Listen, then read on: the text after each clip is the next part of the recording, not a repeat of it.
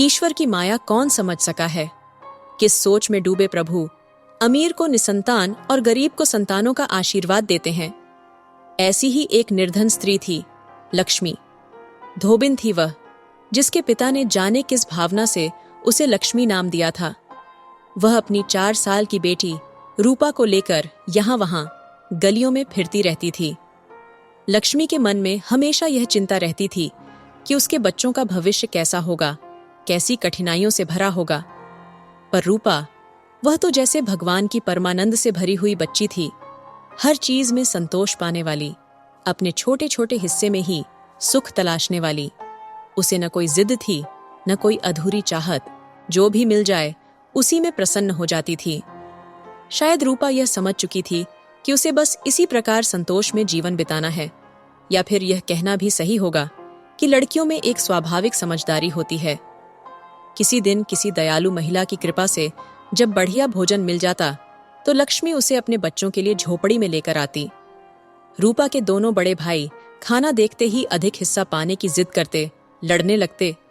पर रूपा एक शांत भाव से अपनी बारी की प्रतीक्षा करती और जो भी मिल जाए उसमें संतोष करके अपनी मधुर मुस्कान से उजड़ी झोपड़ी में भी रोशनी बिखेर देती। रूपा के 2 भाई थे, एक 12 साल का मंगलू और दूसरा 10 साल का रतन। दोनों सरकारी स्कूल में नामांकित थे, पर पढ़ाई से ज्यादा गली कूचों में आवारागर्दी करते रहते।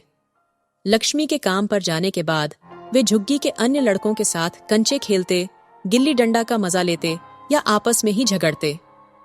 आए दिन लक्ष्मी को उनकी शरारतों की शिकायतें मिलती और घर आकर वह गुस्से में जो हाथ में आए उसी से उनकी धुनाई करती।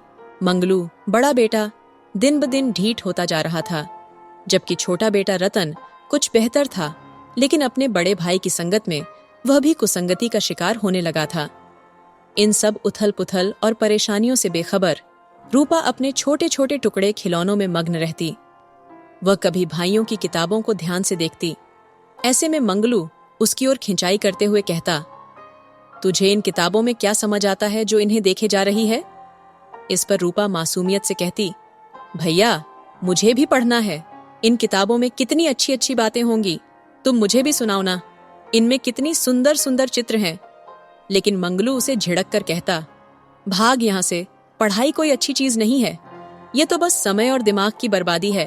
मैं तो अम्मा के डर से स्कूल जाता हूँ, वरना अब तक कहीं कुछ काम करके पैसे कमा लेता। रूपा मजाक में कहती, अच्छा, और तू कैसे पैसे कमा लेता? मंगलू ने बात को टालते हुए अपनी आवारा दोस्तों के साथ जुआ खेलकर पैसे कमाने की योजना बताई ही थी कि लक्ष्मी ने उसका कान मरोड़ते हुए सब सुन लिया। मंगलू ने मां की पकड़ से बचने की कोशिश में अपने कान छुड़ाकर तेजी से बाहर की राह पकड़ ली। लक्ष्मी की चिंताएं अब लगातार गहरी होती जा रही थीं। बेटों की नासमझ हरकतें देखकर उसने छोटे बेटे रत्न को समझाया, बेटा, मंगलू से मुझे अब कोई उम्मीद नहीं है। उसकी बातों में न आया कर, तू उसका अनुसरण मत कर। तू तो मेरा बेटा है, अपनी राह पर चल और उसके जैसा न बन। इतना कहकर लक्ष्मी चुप हो गई, पर भीतर ही भीतर बुदबुदाने लगी, मंगलू भी अपने निकम्मे पिता जैसा ही है। वो भी तो एक समय अमीर बनने के लालच में गलत संगत में पड़ गया था और अपनी जवानी में ही दुनिया से चला गया, सारे जिम्मेदारियां मुझ पर छोड़कर। इन यादों को याद करते हुए लक्ष्मी की आंखें भर आईं, लेकिन उसने अपने आंसुओं को बाहर नहीं आने दिया। तभी रतन ने सवाल कर दिया, माँ, आखिर बापू के साथ हुआ क्या था? हर बार आप मुझे टाल देती हो। मोहल्ले वाले कुछ और कहते हैं, आप कुछ और। लक्ष्मी ने एक ठंडी सांस भरते हुए कहा, बेटा, मोहल्ले वालों को ज्यादा मालूम है या मुझे? लोग तो यूं ही बातें बनाने का शौक रखते हैं। चल, अब जल्दी कर, काम पर जाना है। लक्ष्मी बच्चों को सच बताने की हिम्मत नहीं कर सकी। वह कैसे कहती कि उनके पिता एक अपराधी थे? उसे डर था कि कहीं बच्चे अपने पिता की सच्चाई सुनकर शर्मिंदा न हों, कहीं लोग उन्हें हत्यारे की संतान न कहें। इसलिए उसने बस यही बताया कि उनके पिता की एक दुर्घटना में मृत्यु हो गई थी। लक्ष्मी तेज कदमों से चल रही थी, लेकिन उसका मन उससे भी अधिक गति से अतीत में दौड़ रहा था। बचपन की उन गलियों में खो गई जहां उसके माता पिता का साया बहुत छोटी उम्र में ही उसके सिर से उठ गया था। उनके जाने के बाद ददिहाल में कोई भी उसे अपने साथ रखने को तैयार न था। तब उसके मामा उसे मुंबई ले आए। शुरू में मामी ने कुछ समय तक स्नेह दिखाया, लेकिन धीरे धीरे उस पर घर के सारे कामों का बोझ डालने लगी। पढ़ाई का तो सवाल ही नहीं था। माँ बाप की बेटी नौकरानी बनकर रह गई। लक्ष्मी का मामा भी शराबी था। वह कभी कभार उसकी हालत देखकर तरस खा लेता, पर बीवी के डर से हमेशा चुप ही रहता। समय बीतते बीतते मामी ने लक्ष्मी को भी अपने साथ काम पर लगाना शुरू कर दिया। घर घर से कपड़े लाकर उन्हें धोबी घाट पर धोना, इस्त्री करना और फिर उन्हें समय पर पहुंचाना, ये सब लक्ष्मी के हिस्से में आ गया। युवा होती लक्ष्मी के भीतर भी अपने अरमान जागने लगे थे। शादी की उम्र हो गई थी, पर मामी उसे अपनी कमाई का जरिया मानकर हाथ से जाने नहीं देना चाहती थी। हर रिश्ते में कोई न कोई कमी निकालकर वह उसे ठुकरा देती। तभी लक्ष्मी का दिल सोसाइटी के एक गार्ड पर आ गया था। धीरे धीरे लक्ष्मी और भुवन का प्रेम पनपने लगा। जैसे गुप्त खुशबू फैलती है, वैसे ही ये रिश्ता गहराने लगा। लेकिन मामी की पैनी निगाहों से यह छिपा नहीं रह सका। लक्ष्मी पर बंदिशें कस दी गईं और उसे ये आभास हो गया कि मामा मामी उसके विवाह के आड़े आएंगे, विशेषकर जब भुवन अलग जाति का है। उसने अपने मामा मामी को खूब समझाने की कोशिश की कि शादी के बाद भी वह उनकी सहायता करती रहेगी, पर मामी अपने फैसले पर अडिग थीं। एक दिन लक्ष्मी ने आखिरकार निर्णय ले लिया। मामा के घर से कुछ जेवर और अपनी थोड़ी जमा पूंजी लेकर वह भुवन के साथ भाग गई। मुंबई के उपनगर में एक छोटी सी खोली किराए पर लेकर दोनों ने मंदिर में शादी कर ली। शुरुआती कुछ महीने ठीक ठाक बीते, पर जैसे किस्मत को कुछ और ही मंजूर था। भुवन जल्द ही गलत संगत में पड़ गया। अमीर बनने के चक्कर में वह नशे के कारोबार में उतर गया। लक्ष्मी ने उसे बहुत समझाया, परिवार और बच्चों का वास्ता दिया, लेकिन भुवन का रवैया और भी क्रूर होता गया। नशे की लत के चलते उसकी नौकरी भी छूट गई। अब वह हर रात नशे में धुत होकर लौटता और लक्ष्मी के विरोध पर उसके साथ मारपीट करने लगता। इस दौरान लक्ष्मी ने 2 बेटों को जन्म दिया। घर का खर्चा बढ़ रहा था और आमदनी का कोई ठिकाना न था। भुवन पर जिम्मेदारियों का कोई असर नहीं पड़ा। जब तमाम समझाइश के बाद भी भुवन की हरकतों में कोई बदलाव न आया, तो लक्ष्मी ने उसे उसके हाल पर छोड़ने का निर्णय ले लिया और बच्चों को लेकर एक कोठी के सर्वेंट क्वार्टर में जा बसी, जहां मालकिन ने दया कर उसे रहने की जगह दी। कुछ समय तक तो राहत मिली। मालकिन की मदद से भुवन को एक दूसरी फैक्ट्री में काम भी मिल गया और जिंदगी धीरे धीरे संभलने लगी। परंतु लक्ष्मी अब किसी नई जिम्मेदारी को उठाने की स्थिति में नहीं थी। 2 बच्चों का खर्च पहले ही उसकी क्षमता से अधिक था। यही सोचते हुए वह अस्पताल गई ताकि अनचाहे गर्भ से मुक्ति पा सके।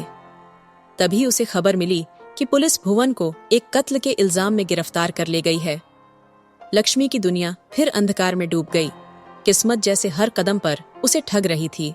अब न तो पैसा काम आया, न ही किसी की सिफारिश। भुवन को उम्र कैद की सजा मिलने के बाद लक्ष्मी की जिंदगी मुश्किलों में घिर गई। इन उलझनों में गर्भपात का ख्याल भी कहीं धूमिल हो गया और वक्त निकल चुका था।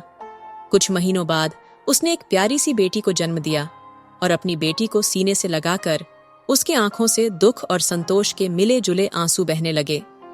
संकट की इस घड़ी में मालकिन ने उसका साथ नहीं छोड़ा। वही थीं जिन्होंने बच्ची का नाम रूपा रखा। लेकिन इस सुख की भी उम्र छोटी ही रही। जल्द ही खबर आई कि भुवन को फांसी की सजा सुनाई जा रही है। वकीलों की फीस के लिए पैसे कहां से लाती लक्ष्मी, जो 3 बच्चों की जिम्मेदारी और गिरती सेहत के बावजूद कई घरों में काम कर रही थी। मालकिन के कारण ही उसे अन्य घरों में काम करने की अनुमति मिली थी, जिससे थोड़ी आमदनी और जुड़ जाती थी।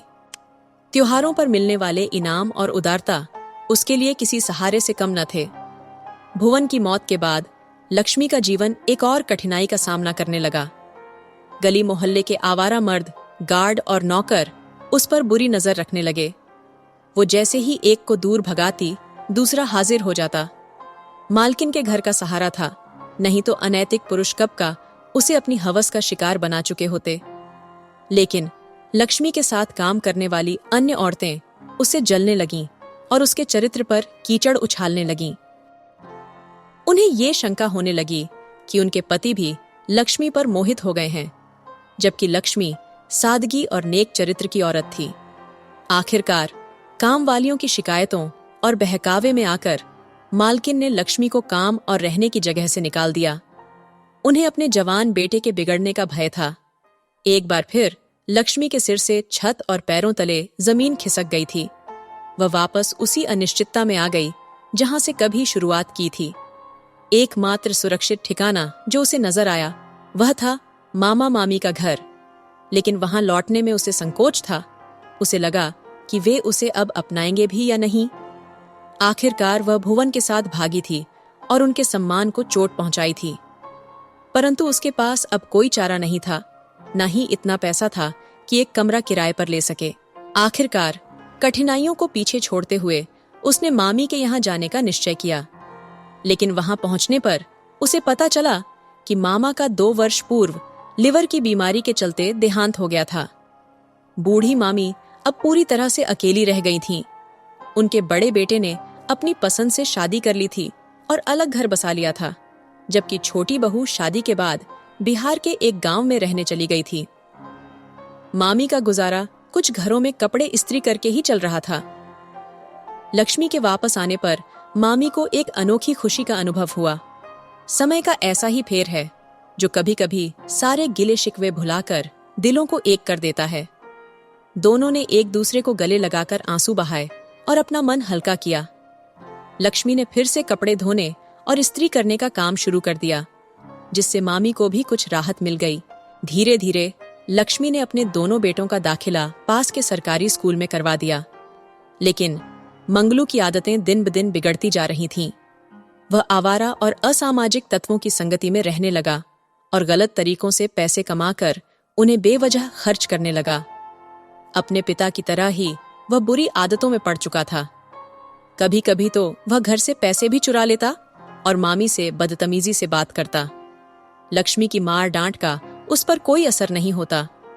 जब उसकी छोटी बहन रूपा उसे समझाने की कोशिश करती तो वह उसे थप्पड़ मारकर चुप करा देता और कहता, ज्यादा मेरी अम्मा मत बन, एक ही माँ काफी है इस घर में।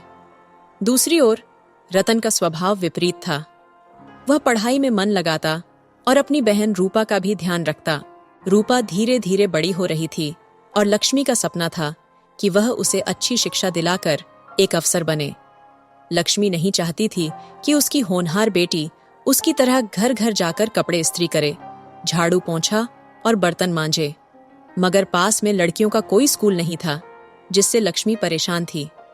मंगलू और रतन तो पास के स्कूल में पढ़ते थे, लेकिन रूपा के लिए कोई उपयुक्त व्यवस्था नहीं थी। भाग्य का खेल देखिए, कुछ महीने पहले ही पास की खोली में एक मैडम आकर रहने लगी थीं, जो बच्चों को ट्यूशन पढ़ाती थीं। किसी ने लक्ष्मी को उनके बारे में बताया। लक्ष्मी ने उनसे विनती की और वे रूपा को पढ़ाने के लिए सहमत हो गईं। अब रूपा रत्न के साथ उनसे पढ़ने जाने लगी। पढ़ाई के साथ साथ रूपा को चित्रकला में भी बहुत रुचि थी। उसके बनाए चित्रों को देखकर मैडम तक चकित रह जातीं। क्या यह हाथ से बनाई गई चित्रकारी है या छपे हुए चित्र? रूपा की इस अद्भुत प्रतिभा को देखकर मैडम ने उसे पूजा पंडालों, धार्मिक और राष्ट्रीय पर्वों में रंगोली, चित्रकारी और भित्ति चित्रों को बनाने का अवसर दिया। इससे न केवल उसकी कला का प्रचार हुआ, बल्कि रूपा को भी आत्मविश्वास मिला। चित्रकला में निपुण नन्ही रूपा के हुनर का असर लक्ष्मी के जीवन में दिखने लगा था। उसकी कला से कुछ आमदनी होने लगी, जिससे लक्ष्मी को राहत तो मिली, परंतु वह अपनी मासूम बच्ची को इस छोटी उम्र में कमाई का साधन नहीं बनाना चाहती थी। तब मैडम ने लक्ष्मी को आश्वस्त किया कि रूपा की पढ़ाई में कोई रुकावट नहीं आएगी, वह अपनी फुर्सत के समय में ही कला के कार्य में संलग्न होगी। कुछ समय बाद मैडम के सुझाव पर लक्ष्मी ने रूपा का दाखिला एक अंग्रेजी स्कूल में करा दिया, जिसमें आधी फीस का जिम्मा मैडम ने अपने ऊपर लिया। मगर इस उपलब्धि से जहां रतन प्रसन्न हुआ, वहीं मंगलू का मन ईर्ष्या में डूब गया। अक्सर मां को उलाहना देते हुए कहता, अपनी लाडली को तो अंग्रेजी स्कूल भेज रही हो और हमें सरकारी स्कूल में छोड़ दिया है। लक्ष्मी उसे अपनी मजबूरी और हालात का हवाला देती, पर मंगलू की नफरत अपनी बहन के प्रति गहराती जा रही थी। समय धीरे धीरे बीतता गया और रूपा अब 13 साल की एक सजीव और मनमोहक किशोरी बन गई थी। मोहल्ले में सभी उससे स्नेह करते थे और उसका व्यवहार भी सरल और मधुर था। इसी समय मंगलू के स्वभाव में भी सुखद बदलाव आने लगा। अब वह घर में अधिक समय बिताने लगा और बहन का ख्याल रखने लगा। वह उसे स्कूल छोड़ने और लाने का काम भी करने लगा था। माँ यह सब देखकर अपने दिल से ईश्वर को धन्यवाद देती कि अब उसके बुढ़ापे में शांति आ गई थी और तीनों बच्चे एकजुट हो गए थे। रूपा अपने मेहनत और लगन के कारण विद्यालय में सभी की प्रिय बन चुकी थी। वह न केवल पढ़ाई में मेधावी थी, बल्कि रंगोली, पोस्टर बनाने, दीवारों पर चित्रकारी और सांस्कृतिक कार्यक्रमों में भी सक्रिय भागीदारी निभाती थी। उसकी अद्वितीय प्रतिभा के कारण प्रधानाचार्य ने उसकी फीस माफ कर दी थी। लक्ष्मी अपनी बेटी की इस उपलब्धि पर गर्व महसूस करती थी। स्वयं तो वह चौथी कक्षा तक ही पढ़ पाई थी, पर अपने बच्चों, विशेषकर रतन और रूपा को पढ़ते और जीवन में आगे बढ़ते देखकर वह संतोष से भर उठती थी। मंगलू का यह बदला हुआ स्वभाव, जो कभी मनमोहक मिठास का प्रतीक होता, तो अगले ही क्षण कठोर कड़वाहट में बदल जाता, लक्ष्मी के लिए चिंता का कारण बनता जा रहा था। उसके मिजाज में पल पल आते इस परिवर्तन को लक्ष्मी कभी कभी किशोरावस्था की स्वाभाविक मनोदशा मानकर अपने मन को समझा देती थी। मंगलू की पढ़ाई से बढ़ती बेरुखी और उसकी उद्दंडता ने लक्ष्मी का मन व्यथित कर दिया था। वह कभी उसे समझाने के लिए प्रेम का सहारा लेती, तो कभी कड़ी फटकार या मार का, पर मानो मंगलू ने यह ठान लिया था कि किसी की सुननी ही नहीं है। उसकी गलत संगत और बुरी आदतें देखकर लक्ष्मी के मन में डर घर करने लगा कि कहीं उसका अंजाम भी उसके पिता की तरह न हो। हर बार यह विचार उसके दिल को कंपा देता, पर एक माँ की उम्मीद कभी टूटती नहीं। वह बस अपने मन को समझा लेती कि शायद समय के साथ सब ठीक हो जाएगा। उधर रूपा के गुणों और उसकी बुद्धिमत्ता को देखकर लक्ष्मी के मन में कभी कभी ग्लानि उठती कि उसने कभी गर्भ में ही रूपा को समाप्त करने का निर्णय लिया था। यह सोचकर उसका हृदय कांप उठता कि अगर उसने ऐसा कर लिया होता तो आज उसकी यह प्यारी बेटी इस संसार में नहीं होती। रूपा जैसे अपनी माँ की हर तकलीफ को बिना कहे ही जान जाती थी। माँ की परेशानियों को दूर करने के लिए वह हमेशा अपनी मधुर मुस्कान के साथ पूछती, मेरी प्यारी अम्मा क्यों परेशान है? क्या मुझे नहीं बताएगी? रूपा की मासूम बातें सुनते ही लक्ष्मी का मन हल्का हो जाता। गर्मियों की छुट्टियों में मैडम ने लक्ष्मी से सलाह मशविरा कर रूपा का दाखिला ड्राइंग क्लास में करवा दिया, ताकि वह कला में और निपुण हो सके। अभी तो उम्र ऐसी है, जैसा ढालोगे वैसा ही ढल जाएगी। यह सोचकर लक्ष्मी ने रूपा को इस राह पर आगे बढ़ने दिया। सोमवार से उसे क्लास शुरू करनी थी। उत्साह से भरी रूपा ने मंगलू से कहा, भैया मुझे स्केचबुक, रंगीन पेंसिलें, पेंट और ब्रश चाहिए। क्या आप मेरे लिए ला देंगे? मंगलू ने कहा, मुझे कैसे पता होगा कि कौन सी चीज कितनी और किस तरह की लेनी है? अच्छा, तू भी साथ चल, रूपा ने जवाब दिया। ठीक है, शाम को चलते हैं, अभी तो दुकान बंद हो चुकी होगी। दोपहर में मैं अपने दोस्त से मिलकर आता हूं, मंगलू ने कहा। उस शाम को जब लक्ष्मी काम से घर लौटी तो रूपा को घर में न पाकर चिंतित हो उठी। उसने रत्न से पूछा तो उसने कहा कि उसे कोई जानकारी नहीं है। लक्ष्मी ने आस पड़ोस में हर जगह रूपा को ढूंढा, लेकिन उसका कोई अता पता नहीं था। तभी मंगलू आता हुआ दिखाई दिया। लक्ष्मी ने हैरानी से पूछा, क्या रूपा अब तक घर नहीं लौटी? वो तो कब की घर के लिए निकल गई थी। लक्ष्मी ने गुस्से और अचरज के साथ पूछा, कहां से निकल गई थी? मंगलू ने बताया, वो मेरे साथ अपने ड्राइंग का सामान लेने गई थी। लक्ष्मी ने गुस्से में पूछा, तो फिर तू उसके साथ क्यों नहीं आया? इस पर मंगलू ने जवाब दिया, वो बच्ची थोड़ी है, जैसे उसे घर का रास्ता नहीं पता। मैं उसे नुक्कड़ तक छोड़कर अपने दोस्त के साथ चला गया था। मंगलू गुस्से में पैर पटकता हुआ बहन को खोजने निकल पड़ा। शाम से रात होने को आई। पूरा मोहल्ला रूपा की खोज में जुट गया, लेकिन उसका कोई निशान नहीं मिला। जब वे पुलिस स्टेशन पहुंचे तो वहां भी रिपोर्ट दर्ज करवाने में 24 घंटे का इंतजार करने को कहा गया। लक्ष्मी का तो जैसे जीना दूभर हो गया। कभी वह रोते रोते बेसुध हो जाती, तो कभी बेतहाशा विलाप करते हुए घर से बाहर निकल पड़ती। अपने आंचल को पीटते हुए कहती, हाय मेरी फूटी किस्मत, खुद मेरी ही नजर लग गई मेरी बेटी को। भगवान मुझे मेरे पाप की सजा दे रहे हैं। मैं उसे गर्भ में ही समाप्त करना चाहती थी और इसलिए ही शायद वह मुझसे छिन गई। इस अथाह पश्चाताप में उसकी हालत दिन ब दिन बिगड़ती गई। रूपा की कोई खबर न मिलने पर लक्ष्मी विक्षिप्त जैसी हो चली थी। घर के सभी जिम्मेदारियां मंगलू ने अपने कंधों पर ले लीं। उसने एक किराने की दुकान खोल ली थी जो अच्छे से चल रही थी। रतन पुलिस में भर्ती हो गया था। माँ का भी देहांत हो गया था और अब घर में बस 3 बचे थे। घर में ऐसा गहरा सन्नाटा था कि जैसे सुई गिरने की आवाज भी सब सुन सकें। संसार का यह कठोर सत्य है कि किसी के जाने के बाद भी दुनिया रुकती नहीं। लोग कुछ दिन शोक मना फिर अपने जीवन में रम जाते हैं, पर माँ का दिल संतान के बिछोह को कभी नहीं भुला पाता। लक्ष्मी धीरे धीरे अस्वस्थ और अर्धविक्षिप्त सी हो चली थी।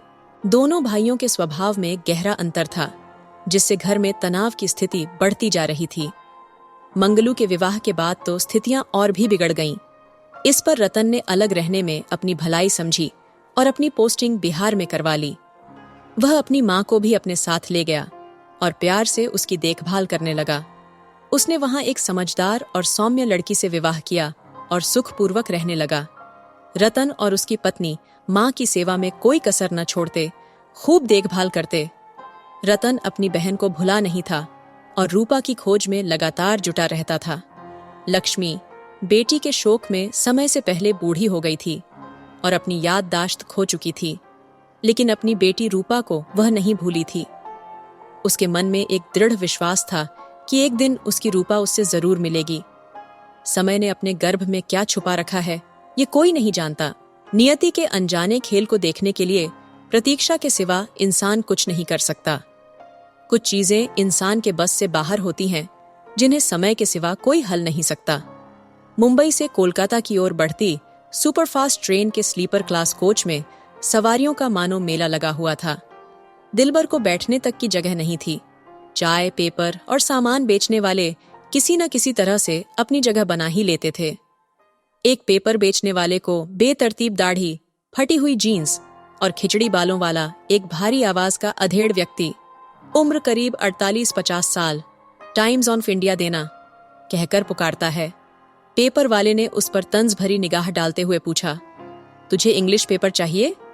टाइम्स ऑफ इंडिया का स्पेलिंग पता भी है तुझे? गंभीरता से उस व्यक्ति ने जवाब दिया, इंग्लिश नहीं है तो हिंदी का दे दे। उसकी आवाज की गहराई से पेपर वाले ने तंज को छोड़ नरमी से पेपर दे दिया। ट्रेन के चलते ही सवारियां अपने अपने स्थान पर चैन से बैठ गईं। एक तरफ 2 लड़के और एक 15-16 साल की लड़की बैठी हुई थीं। लड़की के चेहरे पर घबराहट साफ दिख रही थी। उसकी नजरें बेचैनी से इधर उधर घूम रही थीं। अचानक उसकी नजर उस अधेड़ व्यक्ति पर पड़ी। उन नजरों में कुछ था जिसने व्यक्ति का मन विचलित कर दिया।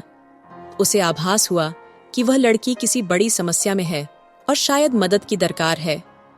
ट्रेन ने रफ्तार पकड़ ली थी और अगले स्टेशन पर 1 घंटे बाद ही ठहराव था। हालांकि व्यक्ति के हाथ में अखबार था, पर उसका ध्यान उस लड़की और दोनों लड़कों पर ही अटका हुआ था। जैसे ही ट्रेन की रफ्तार कम होने लगी और अगला स्टेशन नजदीक आया, लड़की ने धीमी आवाज में पास वाले लड़के से पानी मांगा। खाली बोतल लेकर वह लड़का नीचे उतर गया। इस पर अधेड़ व्यक्ति ने दूसरे लड़के को कुछ पैसे थमाते हुए अपने लिए भी पानी लाने को कहा। वह थोड़ी झिझक के बाद ट्रेन से उतर गया। फिर व्यक्ति ने लड़की से धीरे से पूछा, बेटा, तुम्हें कोई परेशानी है क्या? लड़की ने सकपकाई आवाज में चारों ओर देखते हुए कहा, अंकल, मुझे बचा लीजिए, ये लोग मुझे कहीं ले जा रहे हैं। मेरी सौतेली माँ ने मुझे। लड़की चुप हो गई क्योंकि दोनों लड़के वापस आ गए। वह झट से पानी की बोतल लेकर गटागट पी गई और फिर चोरी चोरी उस व्यक्ति को देखती रही। अधेड़ व्यक्ति ने तुरंत दोनों लड़कों को पकड़ लिया और लड़की को अपने पास वाली विंडो सीट पर बुलाया।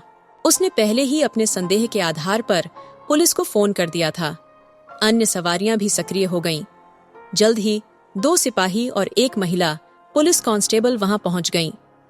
लड़की का नाम पता पूछकर उसे पुलिस की सुरक्षा में ले लिया गया। उस व्यक्ति ने पुलिस स्टेशन का नंबर लिया और लड़की को आश्वस्त किया कि वह उसके बारे में जानकारी लेता रहेगा। इस घटना ने उस व्यक्ति को विश्वास राय के नाम से हुई 15 साल पुरानी एक घटना की याद दिला दी। अभी वह अपने अतीत के गलियारों में डूबने ही वाला था कि उसकी नजर अखबार के तीसरे पन्ने पर छपी एक खबर पर ठिठक गई। लिखा था कि सुप्रसिद्ध चित्रकार विश्वरूपा पर किसी अज्ञात व्यक्ति ने जानलेवा हमला कर दिया है और उनकी स्थिति अत्यंत गंभीर बनी हुई है। यह हादसा 3 दिन पहले हुआ था। उनके मैनेजर ने मीडिया में इस खबर को प्रसारित करवाया था। सूत्रों से ज्ञात हुआ कि विश्वरूपा जी कोमा में हैं और आधी चेतना में बस यही कह पाईं, विश्वास, अरुण आएंगे। अरुण कौन है, उनका विश्वरूपा से क्या संबंध है, इसका पता लगाने की कोशिश की जा रही है। संवाददाता, मुंबई मिरर से। अगले स्टेशन में अब भी 1 घंटे का समय था। अरुण विश्वास बेचैनी में करवटें बदल रहे थे। उनका मन अतीत के गलियारों में दौड़ते हुए मानो ट्रेन की गति से भी आगे निकल रहा था। 18 वर्ष पुरानी घटनाएं उनके मन पर चलचित्र की तरह घूम रही थीं। उस दिन भी ट्रेन का एक ऐसा ही दृश्य था। रूपा 2 बदमाशों की गिरफ्त में थी और विश्वास ने उसे बचाया था। आज का यह मंजर उसे उसी दिन की याद दिला रहा था। सही कहते हैं, जीवन सच में एक चक्र है। जहां से चले थे वहीं आ गए। वह अपने अतीत की उन स्मृतियों में खो गए जहां राजस्थानी लिबास में सुंदर, बड़ी बड़ी आंखों वाली वह लड़की जैसे भयभीत हिरनी चारों ओर भय से निहार रही थी। उसकी आंखों में ईश्वर से सहायता की प्रार्थना झलक रही थी और जैसे ही उसकी नजर विश्वास पर पड़ी, उसे लगने लगा कि यही वह व्यक्ति है जो उसे मुसीबत से निकाल सकता है। कुछ लोग अजनबी होते हुए भी अपने से लगने लगते हैं। शायद विश्वास का वही गुण था। विश्वास ने नजरों से ही स्थिति का आकलन किया और जैसे ही लड़की ने इशारा किया, उसने उन बदमाशों को पकड़ लिया। सहयात्रियों ने भी मदद में आगे आकर उन गुंडों की पिटाई की और उन्हें पुलिस के हवाले कर दिया। परंतु वह लड़की विश्वास का साथ छोड़ने के लिए तैयार नहीं थी। वह जिद कर रही थी कि वह केवल इसी सज्जन के साथ जाएगी। पुलिस को उसने यहां तक कह दिया कि वह विश्वास को जानती है और यह संयोगवश उसे इसी ट्रेन में मिला। पुलिस को अपना नाम रूपा बताने के बाद अन्य विवरण लेकर उन्होंने उसे विश्वास के साथ जाने की अनुमति दे दी। विश्वास ने उसे उसके घर सुरक्षित छोड़ने का वचन दिया था। उसने अपनी मित्र नंदिनी को फोन किया ताकि रूपा के रहने का उचित प्रबंध हो सके। रूपा ने अब घर वापस जाने से साफ मना कर दिया था।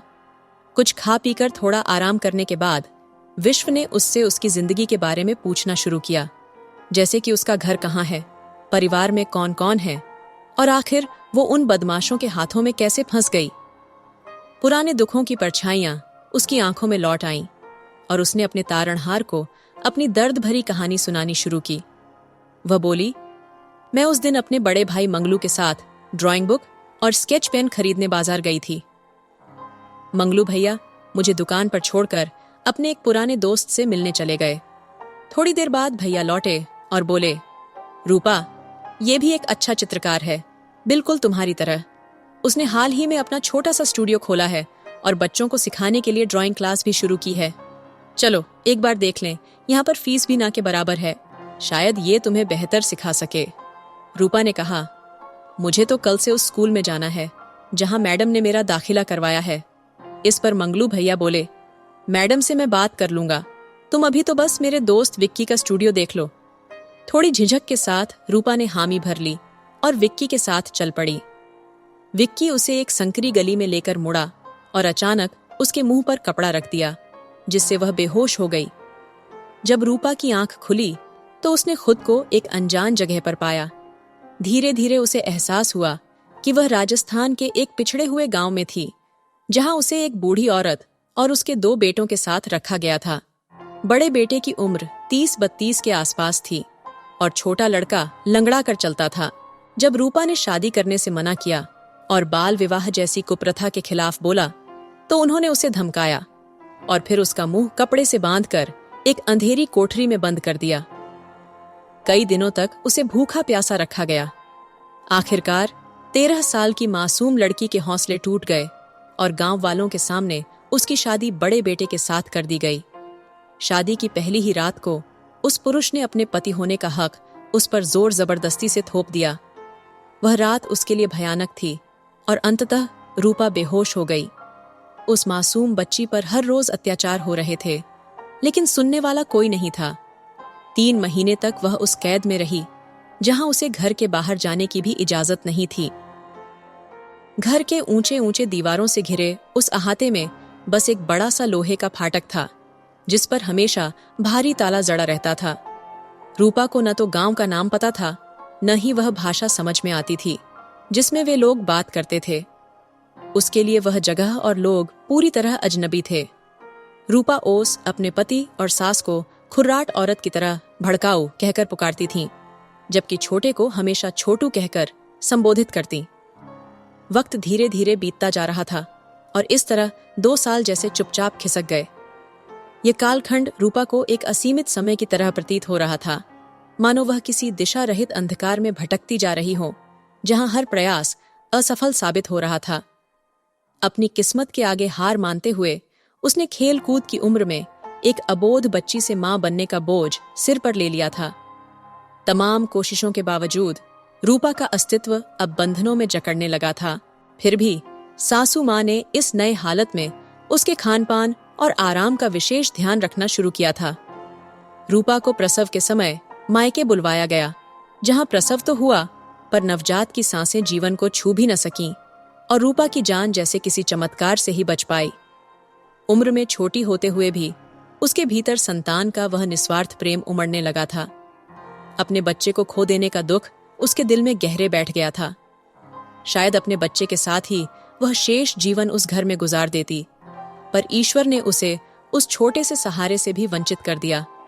दाई ने सास को समझाने का प्रयास किया कि बहू अभी कम उम्र की है, उस पर मातृत्व का बोझ डालने का दबाव न बनाया जाए, नहीं तो उसकी जान भी जा सकती है। दाई ने सलाह दी कि कुछ वर्षों बाद जब वह परिपक्व हो जाएगी तब परिवार बढ़ाने का विचार करना उचित होगा, लेकिन सास मानो ठोस पत्थर की बनी थी। कुछ समय बीतते ही उसे फिर से दादी बनने की चाहत सताने लगी। उसने रूपा पर फिर से दबाव डालना शुरू कर दिया। जब रूपा ने विरोध जताया तो माँ बेटे ने मिलकर उसे भूखा रखना और मारपीट करना शुरू कर दिया। बीते कुछ दिनों से माँ और दोनों बेटों के बीच कुछ खुसर फुसर चल रही थीं। वे रूपा की उपस्थिति में खामोश हो जाते। एक रात ऐसा हुआ कि रूपा के कमरे में उसका छोटा देवर घुस आया और दरवाजे को अंदर से बंद कर दिया। उसने रूपा का मुंह दबाते हुए उस पर अत्याचार करना चाहा। जब रूपा ने उसे रिश्ते की मर्यादा की दुहाई दी तो उसने निहायत बेहयाई से कहा कि आज से उसे दोनों भाइयों की साझी पत्नी बनकर रहना होगा। इस घृणित और अपमानजनक बात को सुनते ही रूपा के भीतर एक ज्वाला फूट पड़ी। पता नहीं उसमें उस पल इतनी शक्ति कहां से आ गई कि वह उन पिशाचों के विरुद्ध खड़ी हो गई। कमरे के एक कोने में पड़ा डंडा उठाकर उसने देवर के सिर पर जोर से मार दिया और दरवाजा खोलकर बाहर चिल्लाने लगी। सास और पति ने उसे काबू करने की कोशिश की, लेकिन रूपा ने पुलिस बुलाने और गांव वालों के सामने पंचायत बुलाने की धमकी दे डाली। उनके चेहरे पर उसका रौद्र रूप देखकर खौफ साफ दिखने लगा।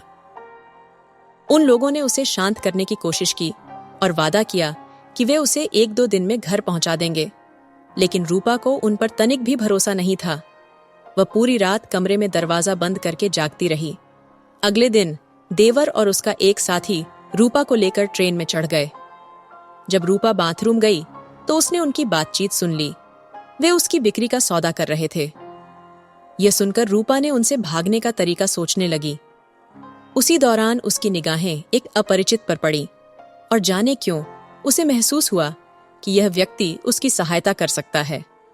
लंबी सांस लेते हुए रूपा ने उससे अपनी आपबीती बताई। उस व्यक्ति ने, जिसका नाम विश्वास था, उसकी पूरी कहानी सुनने के बाद कहा, तुम तो बहुत हिम्मती निकली।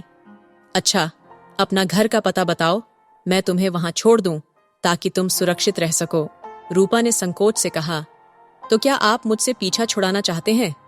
विश्वास ने हल्के अंदाज में कहा, अरे नहीं रूपा, पर तुम्हें अपने घर तो लौटना ही होगा। यहां तुम कब तक रह सकती हो? रूपा ने चिंता में कहा, मुझे बहुत डर लग रहा है। विश्वास, इतने वर्षों बाद घर लौटने पर परिवार का रवैया क्या होगा मुझे नहीं पता। लोग क्या क्या बातें बनाएंगे मेरे इतने वर्षों की गैर मौजूदगी पर। रूपा सोच रही थी कि लोग उसे अपनाएंगे भी या नहीं। उसने सिर्फ विश्वास से ही भरोसा जताया।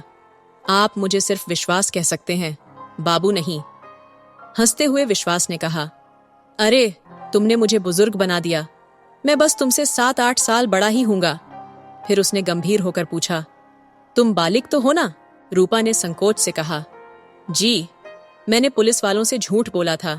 असल में मैं अभी 17 की ही हूं। विश्वास ने मुस्कुराते हुए जवाब दिया, ठीक है, कोई बात नहीं।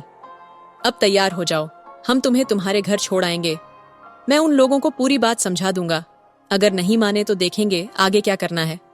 रूपा ने कहा, क्या आप मेरे साथ चलेंगे? विश्वास बाबू, मैं पहले खुद जाऊंगी। अगर सब ठीक लगा तो आपको बुलाऊंगी। जब रूपा अपनी बस्ती पहुंची तो उसने खुद को दुपट्टे से ढक लिया। वहां पहुंचकर उसे पता चला कि उसका परिवार तो उसके गायब होने के कुछ ही महीने बाद कहीं और जा बसा था। मंगलू ने खोली और दुकान बेच दी और किसी को उनके बारे में अधिक जानकारी नहीं थी। इस विशाल नगर में वैसे भी लोग एक दूसरे से अधिक वास्ता नहीं रखते थे। रूपा निराश होकर वापस नंदिनी के पास लौट आई, जो विश्वास की मित्र थी। विश्वास ने अपने परिचितों से कहकर उसे स्टूडियो के रख रखाव का कार्य दिलवा दिया। रूपा पुराने कागजों पर ऐसी चित्रकारी करती कि बड़े बड़े चित्रकार भी उसकी कला देख दंग रह जाते। वह रंगों से ऐसे जीवन भरती कि उसकी कला के सामने सब नतमस्तक हो जाते। विश्वास का कला जगत में नाम तो था, परंतु आर्थिक स्थिति उतनी संतोषजनक नहीं थी। मुंबई में जीविका का संघर्ष लगातार चलता रहता था और स्टूडियो के किराए में काफी पैसा लग जाता था। रूपा जैसे उसके जीवन में एक सौभाग्य लेकर आई थी। उसकी कला के चलते एक बड़ी कॉरपोरेट कंपनी ने उनकी कई पेंटिंग्स एक साथ खरीद लीं और कई का ऑर्डर भी दे दिया। इसके लिए विश्वास ने रूपा से भी सहायता ली और रूपा ने मन लगाकर मॉडर्न आर्ट की बारीकियां सीखीं और उसे सहयोग दिया। समय के साथ विश्वास ने अपना एक छोटा सा स्टूडियो स्थापित कर लिया और रूपा को वहीं स्थायी रूप से काम पर रख लिया। रूपा क्लासिकल चित्रकला जैसे मधुबनी और मुगलकालीन पेंटिंग में पारंगत थी।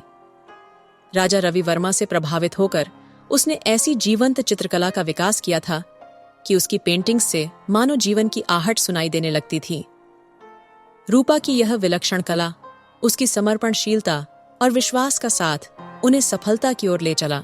कभी कभी रूपा मुस्कुराकर कहती, विश्वास, आपकी मॉडर्न आर्ट में खूबसूरती तो है, परंतु शाश्वतता तो मेरी चित्रकारी में है। रूपा ने विस्मय से पूछा, विश्वास जी, ये कौन सी कला है जिसमें न चेहरा होता है न कोई आकार? बस बेढब रेखाएं खींच दो, कुछ रंग भर दो और तस्वीर तैयार। समझ में नहीं आता कि इसमें कलाकार कहना क्या चाहते हैं। विश्वास ने मुस्कुराकर जवाब दिया, यही तो आधुनिक दृष्टिकोण की विशेषता है, जो दर्शकों को गहराई से सोचने पर मजबूर कर देता है। हर कोई अपनी दृष्टि से इसे देखे और अर्थ खोजे। रूपा ने विरोध में कहा, मैं तो यही मानती हूं, जो कहना है वह स्पष्ट रूप से सामने आना चाहिए। क्यों किसी के मस्तिष्क पर भार डालना? लेकिन विश्वास अपनी बात पर अडिग रहा। उसे आधुनिक कला का यह अनोखा पक्ष प्रिय था और नई पीढ़ी इसकी प्रशंसा करने लगी थी। दोनों के बीच यही खट्टी मीठी तकरार चलती रहती, लेकिन उनके प्रेम में भी गहराई आती जा रही थी। रूपा अब 18 की हो चुकी थी, जबकि विश्वास उससे 9 साल बड़ा था। उम्र का यह अंतर सोचने पर विवश करता, लेकिन दोनों का प्रेम इस अंतर को नजरअंदाज कर चुका था। रूपा का प्रेम विश्वास के लिए बेइंतहा था और विश्वास भी उसके प्रति अपने दिल में वही जुनून संजोए था। उनका सच्चा प्रेम उम्र और जाति जैसे बंधनों को मानने से इनकार कर चुका था। कुछ सालों बाद उन्होंने कोर्ट मैरिज कर ली और रूपा ने अपना नाम विश्वरूपा रख लिया, जैसे उसने अपने विश्वास को ही अपने नाम का रूप दे दिया हो। विश्वास के जीवन में सूर्य की तरह चमकने वाले अरुण उपनाम को उसने अपनाया। विश्वरूपा कला जगत में नई ऊंचाइयों को छूने लगी। उसकी पहचान अब किसी चमकते सितारे जैसी हो चुकी थी। रूपा की ख्याति इतनी बढ़ गई थी कि विश्वास का आधुनिक कला में योगदान उसके आगे फीका पड़ने लगा। जब भी लोगों के मुख से रूपा का नाम गर्व से लिया जाता या उसे विश्वरूपा का पति कहा जाता, विश्वास के आत्मसम्मान को ठेस पहुंचती। धीरे धीरे उसकी कला की सराहना करने वाले प्रशंसकों की संख्या घटने लगी और वह अवसाद में डूबने लगा। विश्वरूपा उसे समझाती, हमारी कला के रंग भले ही अलग हों, मगर उसकी अपनी जगह और महत्व है। जीवन में उतार चढ़ाव आते हैं, हमें मिलकर इनका सामना करना चाहिए। मगर विश्वास तर्क की बजाय तकरार करने लगता। कहता, तुम्हारे आने के बाद मेरी कला की कद्र कम हो गई है। तुम्हें लोगों की वाहवाही लूटने का शौक है और इसी कारण तुम मुझे नीचा दिखाना चाहती हो। जिस रूपा को कभी वह अपनी खुशकिस्मती का कारण मानता था, अब उसे अपनी असफलता का दोष देने लगा था। विवाद बढ़कर अब तीखे झगड़ों में बदल गए थे। 4-5 सालों में हालात यहां तक पहुंच गए कि उन्होंने अलग होने का निर्णय ले लिया। हालांकि रूपा ने अपनी ओर से रिश्ते को बचाने का हर संभव प्रयास किया, यहां तक कि उसने अपनी कला से हमेशा के लिए किनारा करने का भी मन बना लिया था। बावजूद इसके विश्वास ने अपने तीखे शब्दों से रिश्ते को बिखेर ही दिया। उसने कहा, त्याग की देवी बनने की जरूरत नहीं है। अपनी कला का आनंद लो, लेकिन मुझसे दूर रहकर। समाज में अपने नाम का डंका बजाओ, प्रदर्शनी लगाओ, बड़े लोगों के बीच अपने हुनर की अदाएं दिखाओ और प्रशंसा पाओ। मेरे पास तो तुम्हारे लायक कुछ है ही नहीं। रूपा हतप्रभ रह गई। वह सादगी पसंद, सुलझी हुई और समझौतों में यकीन रखने वाली लड़की थी, परंतु उसकी स्वाभिमान पर वार और उसके चरित्र पर सवाल उठाना उसे कतई बर्दाश्त नहीं था, चाहे वह उसके अपने पति ही क्यों न हो। उस क्षण उसने दृढ़ निश्चय किया कि वह विश्वास राय का घर सदा के लिए छोड़ देगी। उसकी सभी कोशिशें विफल हो चुकी थीं, क्योंकि एक तरफा रिश्ते को बचाना असंभव था। कुछ समय बाद रूपा और विश्वास दोनों ही स्थापित कलाकार बन चुके थे। दोनों का नाम कला जगत में था और आय भी अच्छी थी। लेकिन जैसे जैसे रूपा का नाम बढ़ता गया, विश्वास का अहंकार और पुरुषत्व आहत होने लगा। रूपा की स्वायत्तता पर पहरा लगाने की नौबत आ गई थी, यहां तक कि अपने खर्चे के लिए भी उसे पति की आज्ञा लेनी पड़ती। हर रोज की खामख्याली और अपमान को आखिर कितने दिन सहन करती। उसे लगा मानो उसने एक यातना से निकलकर दूसरे में कदम रख दिया हो। समाज में भले ही स्त्री सशक्तिकरण की बातें जोर शोर से हो रही हों, लेकिन घर की दहलीज पार करते ही पुरुष प्रधान मानसिकता अक्सर हावी हो जाती है। पुरुष समाज भले ही मंच पर स्त्री स्वतंत्रता और समानता का गुणगान करे, लेकिन उनमें से अधिकांश के विचार घर पहुंचते ही बदल जाते हैं। अंततः विश्वास ने चरित्र पर लांछन लगाकर सारे बंधनों को तोड़ दिया। उसके इस घोर अपमान ने सारी सीमाओं को लांघ दिया था। फिर भी 3 सालों बाद रूपा का नाम कला जगत में सूरज की तरह चमक रहा था। अपनी अनोखी कला के दम पर वह खुद को स्थापित कर चुकी थी। इस संसार की अजीब रवायतें हैं। जो सूरज चढ़ता है उसे ही सलाम किया जाता है, और अमावस की रात में चांद का कोई नाम लेवा नहीं होता। लोगों की याददाश्त कितनी नासमझ होती है। विश्वास का वजूद लोगों की स्मृतियों से मिटने लगा था। यदि कहीं उसका नाम आता भी तो वह बस स्वरूपा के पति के तौर पर ही पहचाना जाता, और यह बात भला किसी स्वाभिमानी पुरुष के लिए कैसे गवारा होती। अलगाव के कुछ सालों तक विश्वास अपनी तरफ से रूपा की खैरियत जानने की कोशिश करता रहा, लेकिन समय के साथ उसने उस पर से भी ध्यान हटाना शुरू कर दिया। अब मुंबई की भागदौड़ उसे बेमायने लगने लगी थी और कोलकाता लौटने की इच्छा उसके मन में गहराने लगी थी। सबसे कठिन यह था कि अब गुजारा करना भी मुश्किल होता जा रहा था। इसीलिए उसने मुंबई छोड़ने का फैसला किया, टिकट बुक की और ट्रेन में बैठ गया। जब उसने अखबार में पढ़ा कि रूपा पर कातिलाना हमला हुआ है, तो उसके पैरों तले जमीन खिसक गई। वह खुद को कोसने लगा कि उसने अपनी रूपा को यूं अकेला कैसे छोड़ दिया। उसे याद आया कि वही रूपा उसे मसीहा मानती थी, अपनी आंखें बंद करके उस पर भरोसा करती थी, और उसने कैसे इतने निर्मोही और कठोर व्यक्ति का रूप धारण कर लिया। भगवान, वह बुदबुदाया, मेरी रूपा को कुछ न हो, उसे ठीक कर दो। मुंबई पहुंचने की बेकरारी से उसके दिल में उथल पुथल मच गई थी, लेकिन ट्रेन को रवाना होने में अभी 4 घंटे थे। उसके पास इंतजार करने का धैर्य नहीं था। बेचैनी से पहलू बदलते हुए उसने एक फैसला लिया और टैक्सी में मुंबई के लिए रवाना हो गया। 4 से 5 घंटे का सफर अब उसे सदियों जितना लंबा प्रतीत होने लगा। बार बार वह ड्राइवर से गाड़ी और तेज चलाने की गुहार करता, परंतु समय उसकी पीड़ा के आगे जैसे थम सा गया था।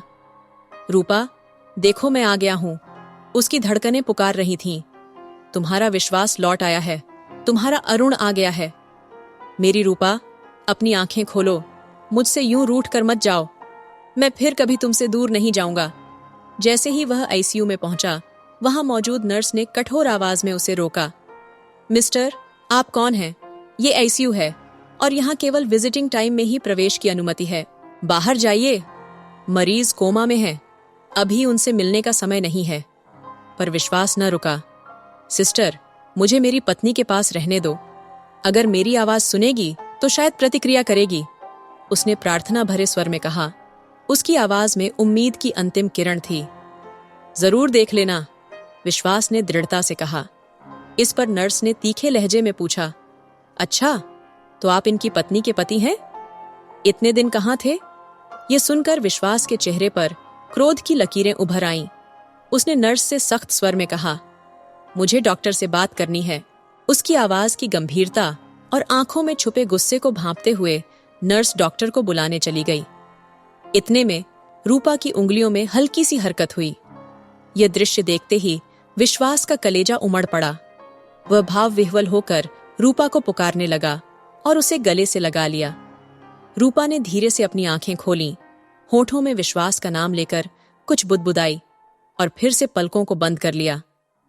इतने दिनों से बेजान पड़े शरीर में हल्की सी कंपन देखकर डॉक्टर और नर्स फौरन हरकत में आ गए। डॉक्टर के चेहरे पर उम्मीद की किरण झलक उठी और विश्वास की आंखों में भी खुशी की चमक लौट आई। रूपा मानो मृत्यु के कगार से वापस लौट आई थी। रूपा और विश्वास एक दूसरे से लिपटकर अश्रुधारा बहाने लगे। तभी डॉक्टर ने विनम्रता से कहा, मिस्टर अरुण, विश्वास, कृपया बाहर जाइए, हमें इनका चेकअप करना है। इस पर विश्वास ने अडिगता से जवाब दिया, कर लीजिए डॉक्टर, लेकिन मैं कहीं नहीं जाऊंगा, अपनी रूपा को छोड़कर नहीं। डॉक्टर ने समझाते हुए कहा, ठीक है मिस्टर विश्वास, रूपा अब ठीक हो रही है। पुलिस भी उनके बयान का इंतजार कर रही है, उन्हें कल बुलवा लेते हैं। उधर अखबार में रूपा पर हुए जानलेवा हमले की खबर सुनकर रतन भी अपनी मां को लेकर मुंबई आ पहुंचा। उसे पूरी तरह विश्वास था कि जिस स्वरूपा को वह अपनी बहन मानता था वही यहां है। उसने भी अपनी बहन की खोज में भरसक प्रयास किए थे, पर कोई नतीजा नहीं निकलने पर उसने इसे विधि का विधान मानकर संतोष कर लिया था। लक्ष्मी, जिसने अपनी सुध-बुध लगभग खो दी थी, फिर भी उसके होठों पर हमेशा रूपा का ही नाम रहता था। वह अक्सर बुदबुदाती रहती, रूपा आएगी, देखना, मेरी बेटी जरूर आएगी। इतने सालों बाद भी जैसे ही लक्ष्मी ने अपनी बेटी को देखा, वह पहचान गई। जो स्मृतियां उसने कहीं खो दी थीं, वह अचानक उसे सब याद आ गया। रूपा को देखकर लक्ष्मी के आंसू थमने का नाम नहीं ले रहे थे। उसने रूपा को गले से लगाकर अनगिनत बार चूम लिया, मानो सालों का दर्द उन बेशुमार चुंबनों में बहा देना चाहती हो। रूपा ने पुलिस को अपना बयान देते हुए बताया कि उस दिन जब वह स्टूडियो से निकलकर अपनी गाड़ी की ओर जा रही थी, तभी छोटू, जो कभी उसका देवर था, उसे जबरदस्ती अपनी कार में बैठाने की कोशिश करने लगा। उस वक्त वहां कोई सुरक्षा गार्ड भी मौजूद नहीं था। छोटू उसे अपने साथ फिर से गांव ले जाना चाहता था और धमकी देते हुए बोला कि अगर वह नहीं मानी तो उसे किसी कोठे पर बेच देगा। उसका मकसद किसी भी तरह अपने 50,000 रुपए की भरपाई करना था। उस समय उसके साथ मंगलू का वह दोस्त भी मौजूद था, जिसने पहले रूपा का अपहरण किया था, जिसके कारण रूपा ने वो 3 साल नारकीय यातनाओं में बिताए थे। रूपा ने जब इसका विरोध किया और शोर मचाया तो उन्होंने उस पर गोली चला दी। कुछ दिनों की जांच पड़ताल और छापेमारी के बाद दोनों अपराधियों को पुलिस ने गिरफ्तार कर लिया। इसी के साथ एक चौंकाने वाला खुलासा हुआ, जिसने रूपा के पैरों तले जमीन खिसका दी। मंगलू के साथी विक्की ने बयान में बताया कि मंगलू ने ही अपनी बहन का सौदा मात्र 50,000 रुपये में किया था। उसने ये सब अपने राजस्थानी मित्र छोटू के लिए किया था, जिसे अपने भाई के लिए एक बीवी की आवश्यकता थी। जल्दी ही मंगलू को भी हिरासत में ले लिया गया। इसके बाद मुंबई पुलिस मंगलू की मां और अन्य आरोपियों को पकड़ने के लिए राजस्थान रवाना हो गई। रूपा का रिश्तों से भरोसा उठ चुका था। उसने अपने भाई को हिरासत में देखा, उसके कॉलर को कसकर पकड़ते हुए कहा, भैया, आपको अपनी बहन को बेचते समय शर्म नहीं आई? रुपयों के लालच में आप इतना गिर गए कि रिश्तों का भी मान नहीं रखा। आपने मेरा जीवन बर्बाद कर दिया, मां को इस हाल में पहुंचा दिया और मेरे विश्वास को छलनी कर दिया। मुझे आज खुद पर शर्म आ रही है कि मैंने आपको कभी भाई माना। अब तक लक्ष्मी भी पूरी तरह से होश में आ चुकी थी। उसने मंगलू का गिरेबान पकड़ते हुए उसे थप्पड़ मारे और कहा, तूने मेरी ममता को कलंकित कर दिया। मंगलू, अच्छा बेटा, तो तू कभी नहीं था मगर तूने कुछ समय के लिए अच्छे होने का ढोंग रचा था। तू अच्छा बेटा नहीं बन सका, पर कम से कम अच्छा भाई तो बन जाता। आज से मैं तेरे लिए मर चुकी हूं। सुन ले रूपा, मेरे बाद मेरी चिता को हाथ तक मत लगाना। लक्ष्मी का दर्द उसकी सांसों में घुल रहा था। मंगलू की नीच हरकतों ने उसे भीतर तक छिन्न भिन्न कर दिया था। अपने निकम्मे बेटे को कठोर शब्दों में कोसते कोसते लक्ष्मी अचानक जमीन पर अचेत होकर गिर पड़ी, मानो उसके प्राण केवल रूपा से मिलने की आस में अटके हुए थे। रूपा अपनी मां के निश्चल शरीर से लिपटकर बिलक बिलक कर रो रही थी। उसका सारा दुख आंसुओं में बह रहा था और फिर वह भी बेहोश होकर गिर पड़ी। विश्वास पर भय का साया मंडराने लगा। उसे लगा जैसे उसने रूपा को फिर से खो दिया है। वो बच्चों की तरह रूपा से लिपटकर रोने लगा। रतन ने उसके कांधे पर हाथ रखकर उसे सांत्वना दी। घबराओ मत विश्वास जी, हमारी रूपा ठीक हो जाएगी। ये बस कमजोरी और सदमे की वजह से बेहोश हुई है। रूपा को तुरंत अस्पताल ले जाया गया। सही समय पर इलाज मिलने से उसकी जान बच गई। कुछ दिनों बाद रूपा और रतन ने मिलकर लक्ष्मी के अंतिम संस्कार की सारी तैयारियां की और उसकी अंतिम इच्छा का मान रखते हुए मंगलू को मां के अंतिम संस्कार में शामिल नहीं होने दिया। मंगलू अब पछतावे की आग में झुलसता हुआ जेल की सलाखों के पीछे अपनी सजा काट रहा है। बड़का और छोटू को उनकी मां समेत चेतावनी देकर रिहा कर दिया गया। रूपा के पूरी तरह स्वस्थ होते ही उसने और विश्वास ने एक बार फिर से अपना जीवन संवारने का संकल्प लिया। कई वर्षों की मेहनत के बाद उन्होंने अपना छोटा सा स्टूडियो खड़ा किया, जिसे विश्वास ने बेहद प्यार से विश्वरूपा आर्ट गैलरी नाम दिया।